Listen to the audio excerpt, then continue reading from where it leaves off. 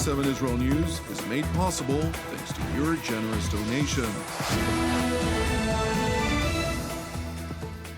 Shalom, Erev Tov, good evening. Welcome to our daily TV7 Israel News Bulletin, broadcast from Jerusalem. U.S. President Donald Trump says Iran only has a few days before war resumes. France calls on Iran to reopen the Strait of Hormuz as the French carrier strike group Charles de Gaulle transits the Red Sea in direction of the Persian Gulf. And the United Arab Emirates calls on the United Nations Security Council to hold Iran accountable for attacking its nuclear power plant. Israel's lawmakers have passed a bill to dissolve the 25th session of the Knesset, Hebrew for Parliament, in a preliminary reading marking the beginning of the end of Prime Minister Benjamin Netanyahu's governing coalition. Therefore, here are the votes results. 110 lawmakers in favor, no opponents, no abstentions. I determine that the law offered to dissolve the 25th Knesset, 2026, by lawmaker Ophir Katz and a group of lawmakers was accepted and will be moved to the Knesset committee. As mentioned by Speaker Amir Ohana, the Knesset committee is now scheduled to debate the bill, which requires a total of 3 readings before passing into law. Among others, the Knesset committee members will decide on the next election date, which, in light of a number of legal technicalities, is expected to be held either in September or early to mid-October. Turning now to Washington, where U.S. President Donald Trump told reporters last night that the diplomatic window of opportunity for Iran to accept a deal would only last a couple of days. He noted after he had taken a decision to launch an offensive aimed at compelling the Ayatollah regime to America's demands, a number of Gulf Arab countries contacted him, insisting that an opportunity had presented itself to achieve a negotiated solution. I had made the decision. So they called up, they had heard I made the decision. They said, "Sir, could you give us a couple of more days because we think they're being reasonable." How long does it take for Iran to come? Well, I mean, I'm saying 2 or 3 days, maybe Friday, Saturday, Sunday, something, maybe early next week, a limited period of time. Because we can't let them have a nuclear weapon. Meanwhile, at the U.S. Congress Armed Services Committee, Commander of the U.S. Military Central Command, Admiral Brad Cooper, opened his testimony by asserting that the Ayatollah regime's strategy to attain nuclear weapon capabilities was successfully disrupted. First, all signs pointed to Iran's intent to create a nuclear weapon capability. And then to protect their nuclear program, Iran built thousands of ballistic missiles and drones, and they did it for 2 reasons: to create a shield to make their nuclear site untouchable, and to create an offensive capability so large that regional partners couldn't possibly defend against it. Along the way, their proxies did Iran's dirty work across the region. Prior to the start of Epic Fury, Iranian-supported terror groups attacked U.S. troops and diplomats more than 350 times in the previous 2.5 years, killing 4 U.S. service members and wounding nearly 200 others.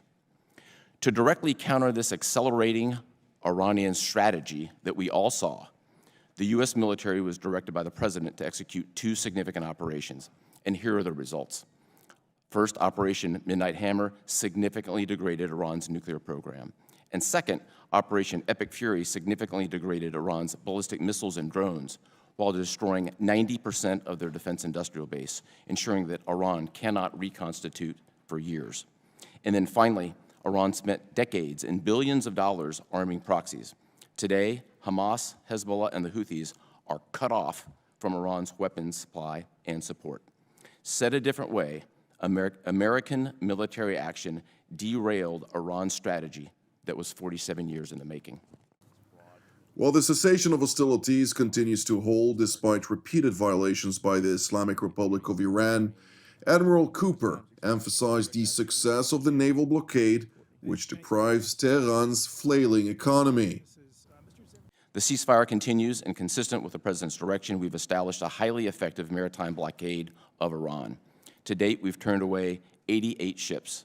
there has been zero trade into Iranian ports and zero trade out of Iranian ports, squeezing Iran economically and creating powerful leverage for the ongoing negotiations. Meanwhile, at the White House, U.S. Vice President J.D. Vance, during a press conference, underscored what he characterized as a very simple proposition vis-a-vis America's approach to the negotiations with Iran.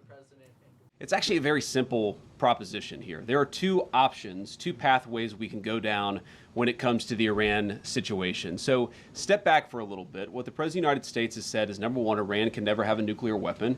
And I think it's important for the American people and all of you to appreciate that when we say that, it's not just that Iran cannot have a nuclear weapon, it's what would happen if the Iranians did get a nuclear weapon. We know that a lot of nations all across the Gulf would then want their own nuclear weapon, and then a lot of nations all across the world.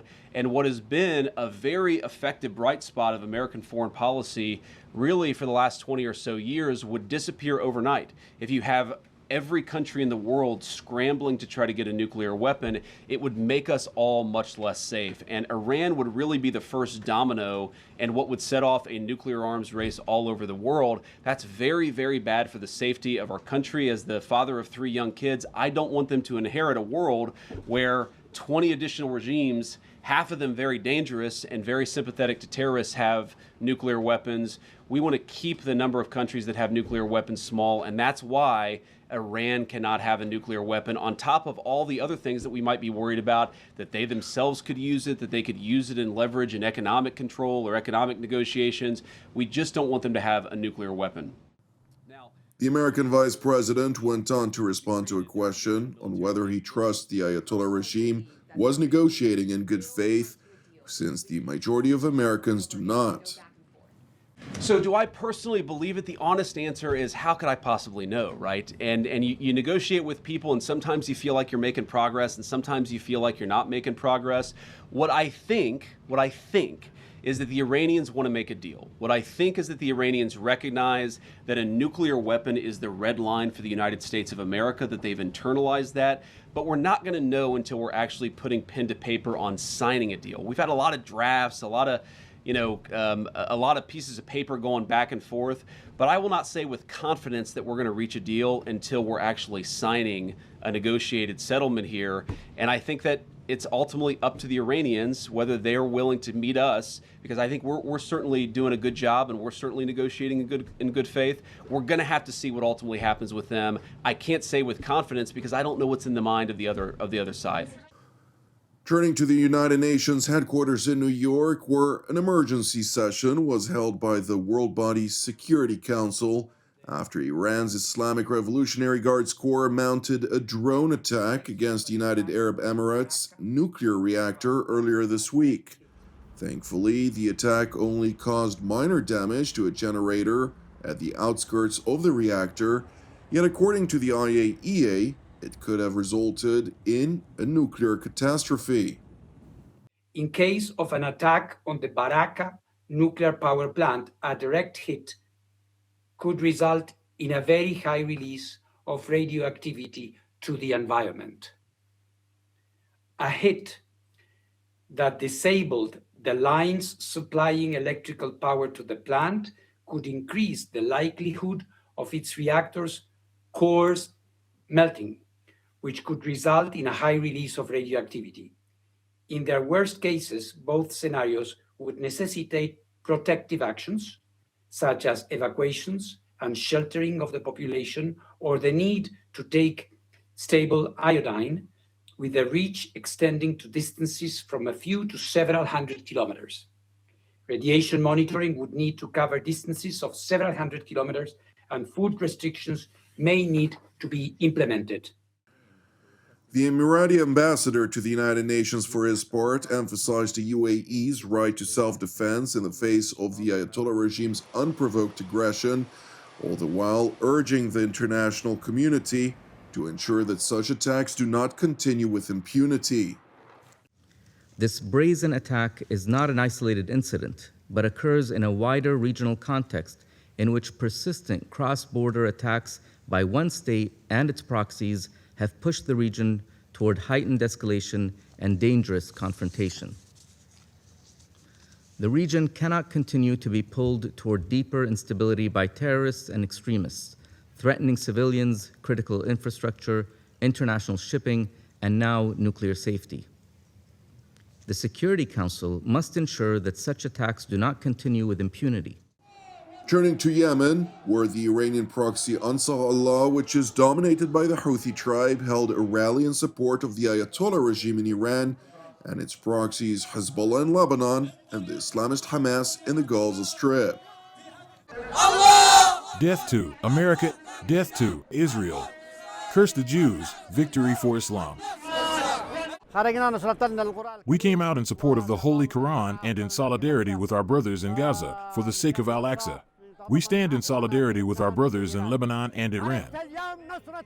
I came out today in support of the Quran and the Book of Allah for the sake of the Book of Allah, offering my skull, my head, and my blood, Allah willing.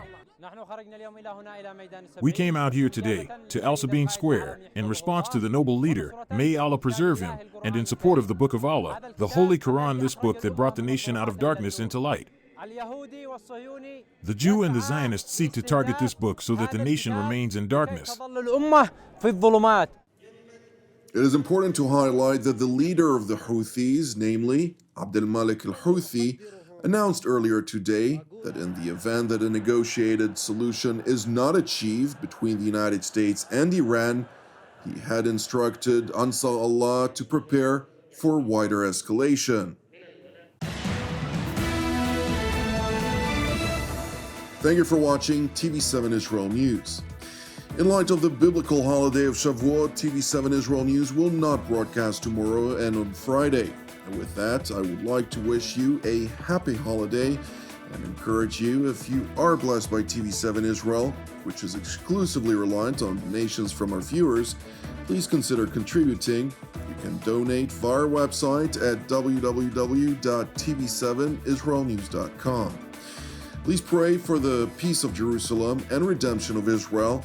I'm Jonathan Hassan wishing you an Erev Mevorach, and God willing, until our next update, Shalom from Jerusalem.